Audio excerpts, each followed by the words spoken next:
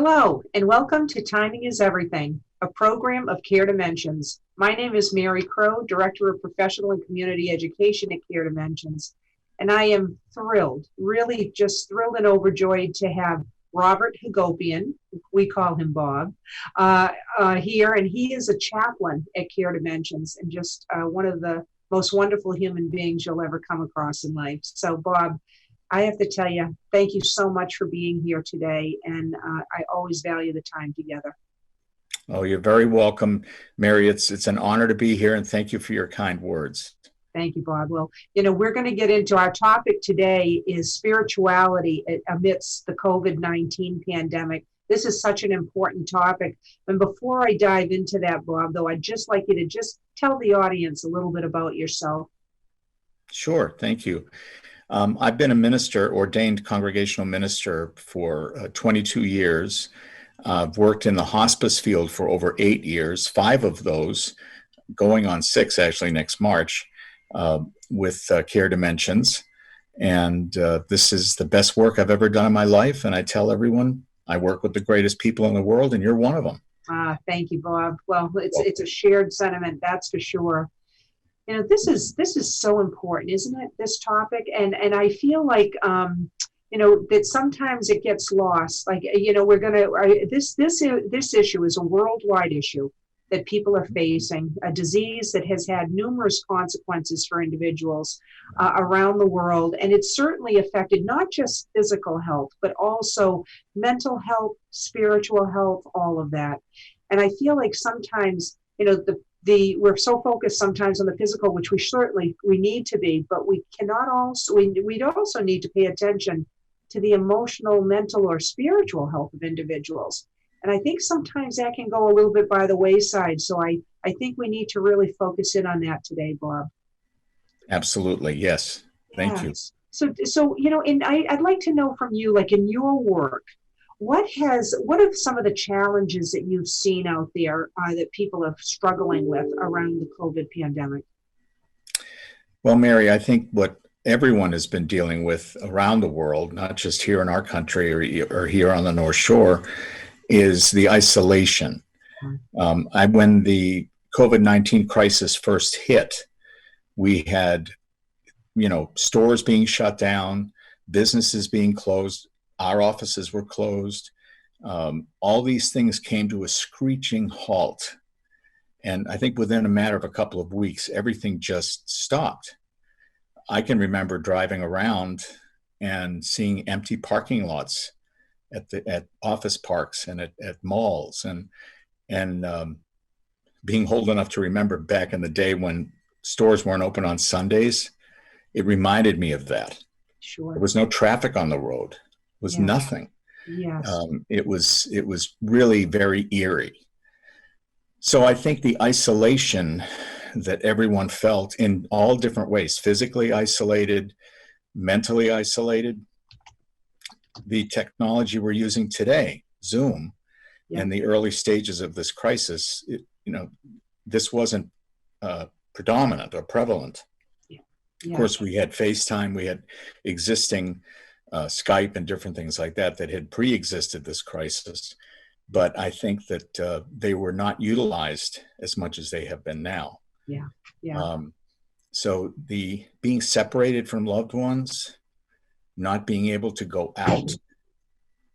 We're all social creatures. Yes. So it's so difficult to be forced into a shutdown, a lockdown. Exactly. I felt it myself, and I heard it from all the people that I spoke with, my colleagues, my friends, and families were not able to visit with their loved ones. In some situations, it was difficult. Sure. So the isolation, I think, to me, is the number one effect that it's had on all of us. I think you're right, Bob. And it's, I got to tell you, it's, isolation and loneliness is it's so prevalent anyhow, but this has just brought it to a whole new level. And I hear it from many, many people that this has been one of the hardest times for them. It's so, I agree. I think that's what, and I always worry, and I say this, that people, we talk about this need to socially distance. I think, we need to be much clearer with our words that we need to physically distance, but we don't need to socially disconnect. So I think people need to be very clear on that. We absolutely need to abide by these regulations in order to stay well. But I think that, again, people take that literally and they socially disconnect as a result of it. You're absolutely right. And I've never heard it expressed like that. I think it was very eloquent what you said. It's being called social distancing, and that's what it's been called from the beginning. But you're absolutely right. It's physical distancing. Right. Because we physically do not want to be closer than 6 feet together. We need to have our masks on, and Care Dimensions requires us also to have eye protection as the minimum. And that's all for a good reason, because we serve a population that is very vulnerable. Matter of fact, the majority of these deaths have been people who have comorbidities, who are in nursing homes, who are perhaps have terminal diagnosis. So we're not just protecting ourselves, we're protecting our patients too, which is very critical. But I love the way you expressed that. I've not heard that before in these 8 months that we've been in this situation. It should have been called physical distancing from the beginning. Yeah.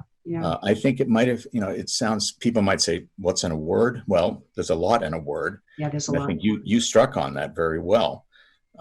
We have to physically distance, but we should not be disconnected from each other. And don't you feel that disconnect, that social disconnect that people are experiencing, how does that affect one's spirituality? Well, I tell you, because as you recall, and I'm sure as your audience recalls, one of the first things that was shut down were houses of worship. Yeah. And a lot of the churches had to scramble. Some of them were already doing cable programs like yours, or broadcasting on the internet, on their websites and stuff like that. So some of them were able to make that transition fairly painlessly, but it's still not having that social contact. Yeah. I was a pastor of a church for 19 years, and people coming together on a Sunday morning, in whatever faith, with our Jewish sisters and brothers on Saturday, the Saturday Sabbath, the Sabbath time that we had together was suddenly just shut down. Yes, yeah. And I found, talking to my colleagues who are still pastoring churches, it was an incredible challenge, and everyone felt it because they could not see each other. They could not be physically present. And if they were, they couldn't hug, Yes. they couldn't shake hands. Yes. And, we're kinetic creatures. We need to have that contact. And, it was very, very difficult. You're right. Yeah, how do you maintain a sense of community? What we need the most, right? A sense of community at a time when, again, we're being told that we can't do these activities that give us that sense. I wanted to ask you too, because, a lot of times with people, when we're talking about spirituality, certainly there can be a religious component to that, right? Because some people are religious, but I believe that all people are spiritual. I agree. And spirituality has to do with our very core, right? Our morals, beliefs, all of those things that give our lives significance and meaning. And I think that, there's a piece there too. So I think that, for some, that was really an issue around the religious part, or the meeting, or the congregating. But I think it also affects the other pieces too, don't you? Oh, absolutely. And I'm glad you brought that up about spirituality. There is a difference between spirituality and religiosity, if that's the word. I can't remember, but as a matter of fact, I have noticed over the past couple of decades, the national surveys that have been done, people are being asked, are you spiritual or are you religious? Oh. And more people have been responding spiritual, not religious. So they're not gravitating towards a specific religion or a specific house of worship or a religious community. They've developed their own sense of spirituality. Mm-hmm. And the spirituality they have is very personal, sure. I have found in talking with many people. And that, I think, is a strength that we can draw on. Mm-hmm. Certainly we need that social contact, as we just talked about, But I think what I have found in this situation, talking with other folks and the way I feel personally about my own faith and my own spirituality, is that we're having to dig deeper within ourselves to find that measure of peace, to find that solace, to communicate with the higher power, whatever we want to call it, with nature. It's something I think that really underscores the personal nature of faith. When we can't be collectively practicing our faith or gathering with others physically, we have to rely more on our inner strength. And I think of how many years all of us in the religious community have been saying to our congregants, our parishioners, our flocks, develop a prayer life, take up a spiritual practice. In other words, maybe read one scripture a day or something, or read some poetry or prose about faith, about your faith, and pray. Make that time to meditate and pray. A lot of our sisters and brothers in the Eastern religions, they already know how to do that, and they do it well. I think of the Buddhists, I think of the meditations, all of this. But every religion has that component. It's just, I don't think it was as critical as we have found it to be until now, when we are alone. It's very, very important to cultivate that and maintain it. And just because I'm a minister, I'm a human being too, and I haven't been practicing what I've preached. Many times I find myself just forgetting to talk to the higher power, and I'll be wrestling with an issue, with a problem. We all have been in this time, because we're all, we've been isolated, we've been looking inward, we've been talking to ourselves, as I always do. I always say, if we start arguing with ourselves, then we know we've got a problem.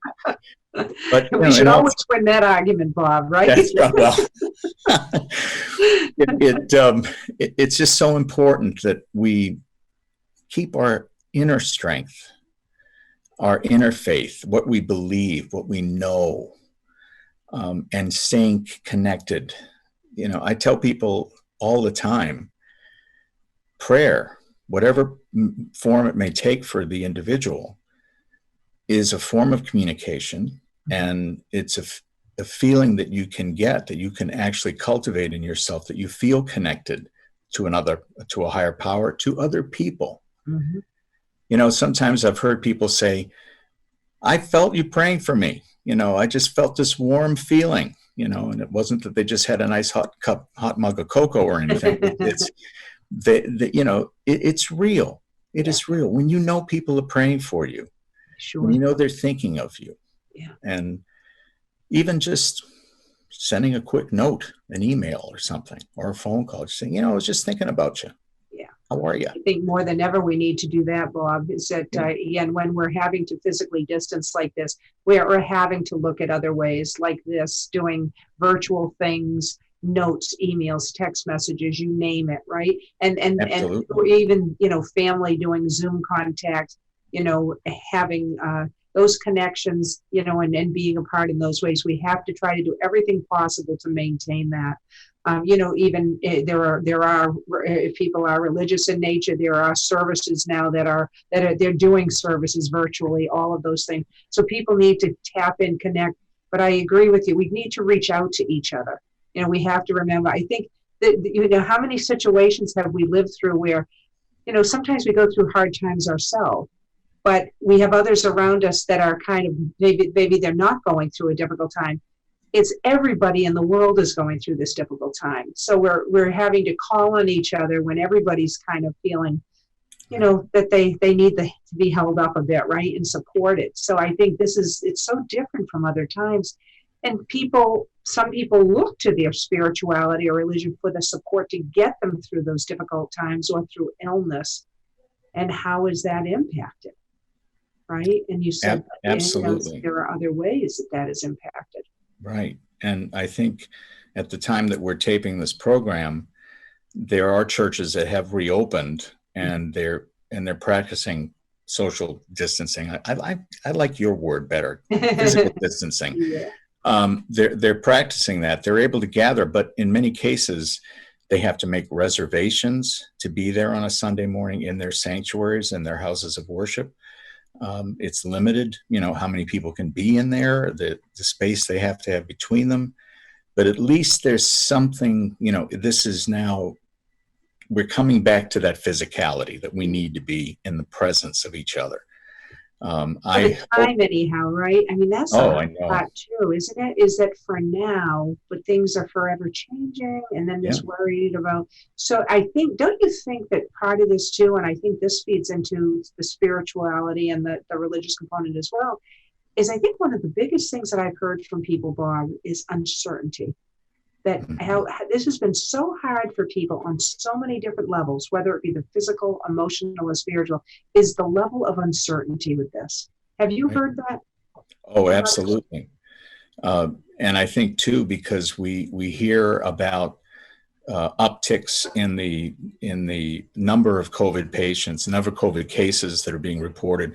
It's like we're riding this emotional roller coaster, and nobody knows what's around the corner. I mean, everyone I've talked to, and I'm sure you feel the same way as I do, that we don't know. The door may slam on us again at any time.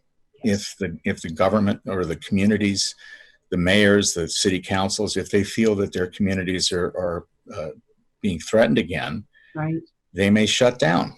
And we may take several steps back from where we are now. That's right. I think that generates a lot of anxiety. Like you say, the uncertainty of it. Yeah.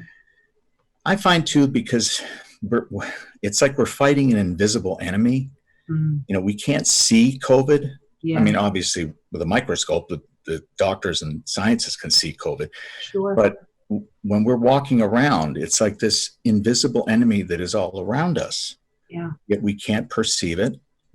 And I think that creates another level of anxiety. So what I have been suggesting to folks when they've said that to me, and several have, that this is like this invisible force that's out there, I say, well, remember, we've got another invisible force.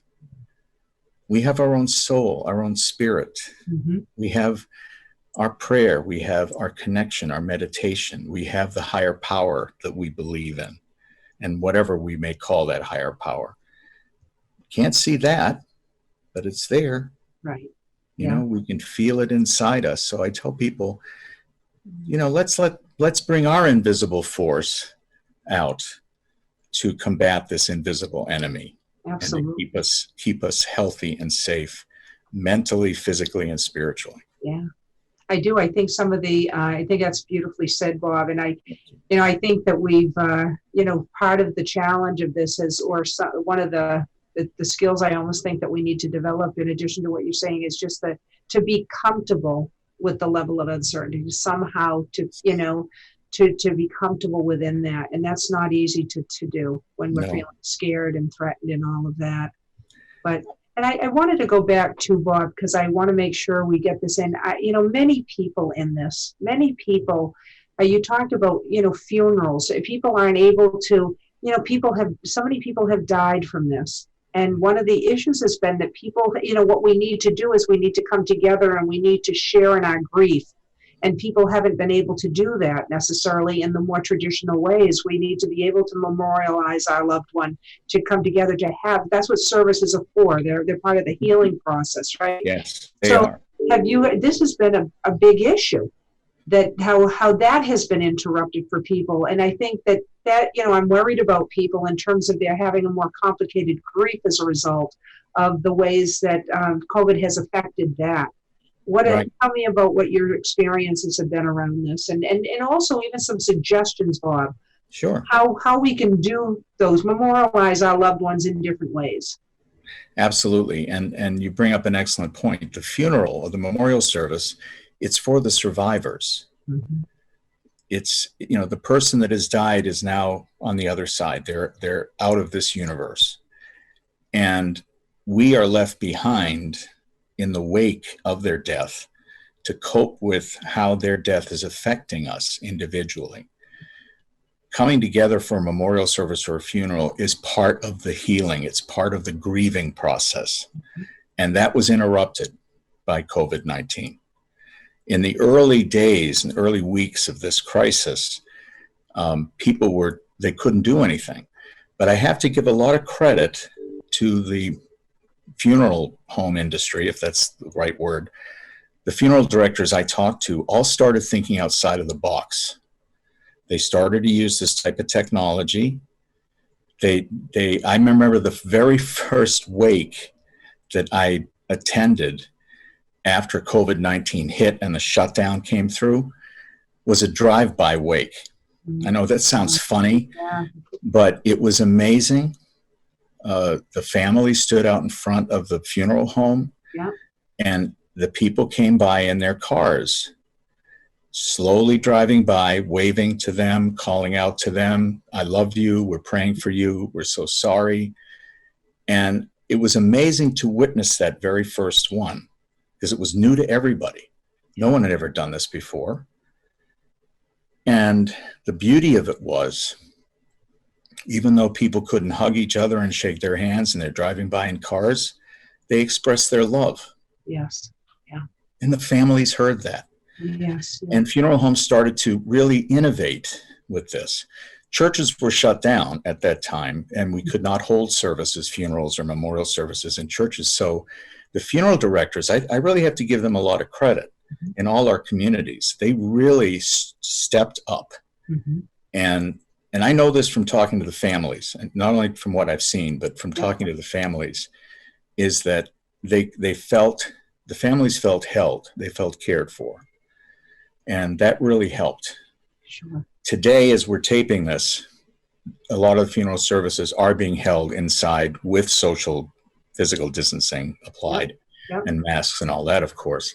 So people have come back a little bit towards that connection that we had before. In smaller numbers still, right? Yeah, it's not prevalent, but in my experience, and I think that is greatly helping. I have to say too, from the perspective of bereavement, we at Care Dimensions have found that our contact over the phone with our families is so critical now. And I have found myself over the past 8 months, I've connected with my families more than I ever had before, because that's all we could do, basically. Yeah. And they needed our support. They needed to know that we were still here, and we're still here for them. And that's what's important, because we related to them. Look, we know this isolation is horrible, especially when you have a loved one who is ill. So we want to show you that we're still here. Absolutely. And that we care. Yeah. And I think that, again, that type of connection, maintaining that connection was so critical. Absolutely. And I'm proud of the organization for that, Bob, because I think we really have, the care that we have provided was not interrupted, in that we were always there. Even when we had to adapt to different ways of reaching out, connecting, getting involved, we did all of that. And I'm glad about that, because this is a very precious time, and we need to, more than ever, right? I mean, this is so important anyhow, but we've got to make sure that we're totally available for people, and that certainly has been there.